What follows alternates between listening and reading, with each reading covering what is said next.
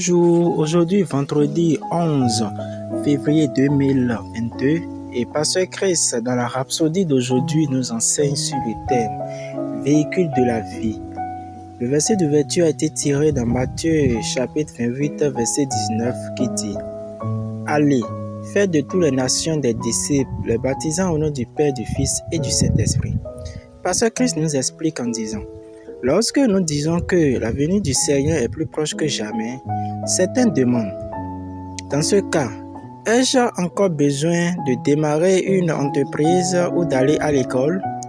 Quand les gens posent de telles questions, il est évident qu'ils n'ont pas tout à fait bien compris. Ce qu'ils doivent intégrer dans leur raisonnement, c'est l'urgence du moment, la nécessité de faire connaître son message. Avoir une entreprise, démarrer une nouvelle entreprise ou une nouvelle profession ou aller à l'école sont tout autant des occasions d'atteindre les autres avec l'évangile. Nous les appelons chariots, véhicules de la vie. Le mot nation dans notre verset d'ouverture est ethnos en grec et ne signifie pas seulement pays.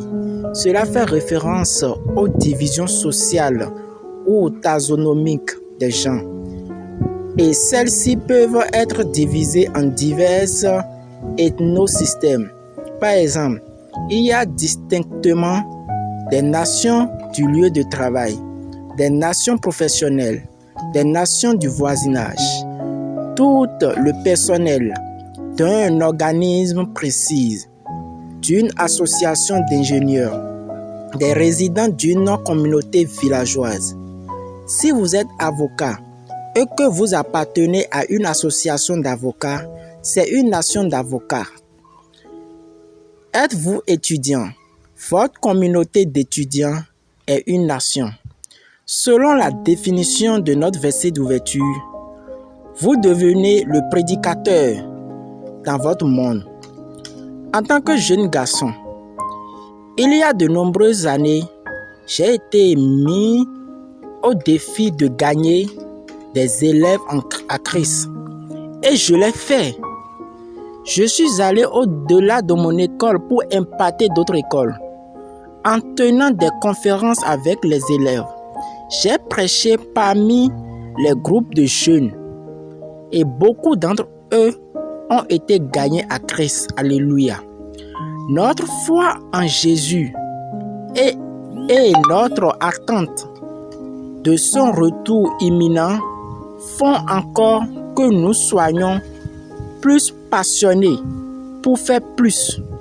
Cela nous donne encore plus de détermination pour faire ce que nous savons faire de mieux et avec une lumière plus rayonnante à la lumière de sa venue.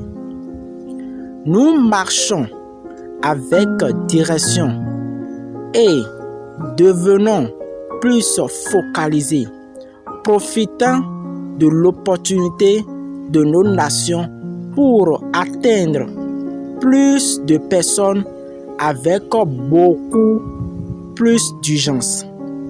Maintenant, nous allons prendre la prière. Je vous prie de répéter ces paroles après moi.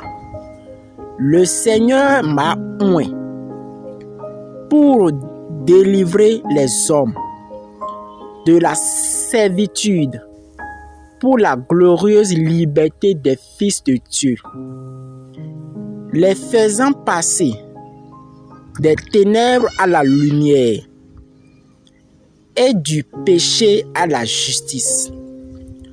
En ces derniers jours, je fais des exploits pour le Seigneur, établissant son royaume et sa justice sur la terre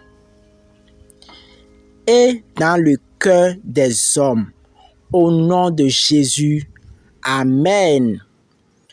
Pour les études approfondies, nous pouvons lire dans Jean chapitre 15, verset 16, 1 Corinthiens chapitre 9, verset 16, Proverbes chapitre 11, verset 30.